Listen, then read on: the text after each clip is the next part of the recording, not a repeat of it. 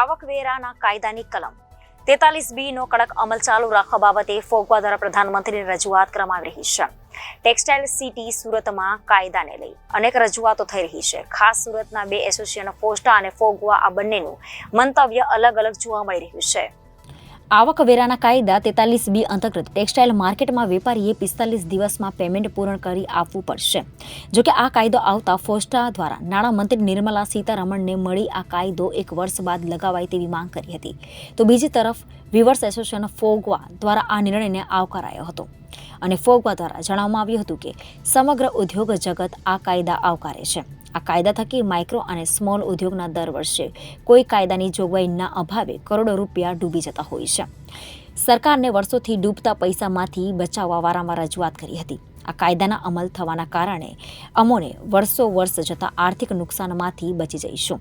અમારી સરકારને નમ્ર અરજ છે કે આ કાયદાની જોગવાઈમાં કોઈ પણ ફેરફાર ન કરે। કાયદો ખૂબ જ સમજપૂર્વક બનાવ્યો છે, ચોરી કરવા માટે કોઈ બારી રાખી નથી। સમગ્ર ઉદ્યોગ જગતના હિતને ધ્યાનમાં રાખી આ કાયદામાં કોઈ પણ જાતના ફેરફાર વગર અમલની તાતી જરૂર છે।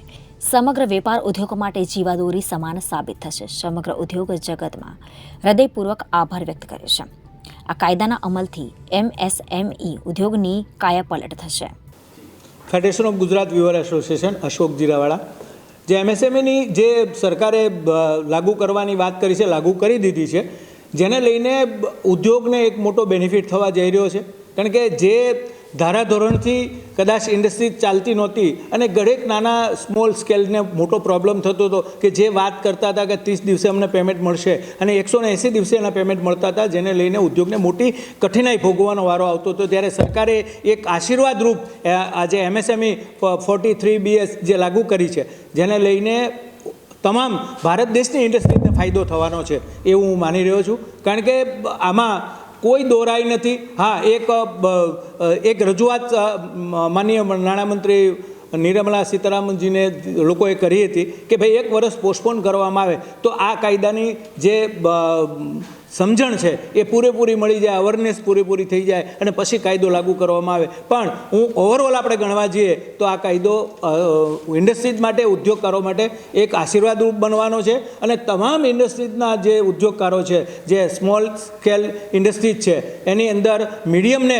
અમારી જે રજૂઆત હતી માનનીય નિર્મલા સીતારામનજીને કે અમારી જે મીડિયમ છે એમને પણ આની અંદર સામેલ કરી દેવામાં આવે, જેથી કરીને કોઈ જાતનું ઇક્વલ પ્લે ગ્રાઉન્ડ પર બિઝનેસ થઈ શકે અને કોઈને પણ એવું ના લાગે કે અમે MSMEમાં આવતા નથી, અમે બિઝનેસ કરશું। તો નાના લોકોને જે બિઝનેસ કરવાનો જે મોકો મળી રહ્યો છે એને કદાચ મોટી માર પડે, એટલે અમારી માનનીય નિર્મલા સીતારામનજીને અને સરકારને અમારી વિનંતી છે કે કાયદો સારો છે, બધાને ફાયદારૂપ છે અને આશીર્વાદરૂપ છે, ત્યારે મીડિયમને પણ આની અંદર સાંકળી લેવામાં આવે અને કદાચ આની અંદર કદાચ 1 વર્ષનું એક્સટેન્શન આપવામાં આવે તો વાંધો નથી। પણ બાકી જે ઓવરઓલ જે કાયદો છે એ અમારા માટે ફાયદાકારક છે, તમામ ઇન્ડસ્ટ્રીઝ માટે ફાયદાકારક છે અને આમાં કોઈ પણ ઉદ્યોગકારોને કોઈ પણ જાતનું નુકસાન નથી। ઉલટાનું પૈસો રોટેશનમાં આવશે, જેથી લઈને 5 ટ્રિલિયન ઇકોનોમી જે વડાપ્રધાનજીનું સપનું છે એને સાકાર કરવામાં મોટી ઉપલબ્ધિ આની અંદર ઊભી થશે।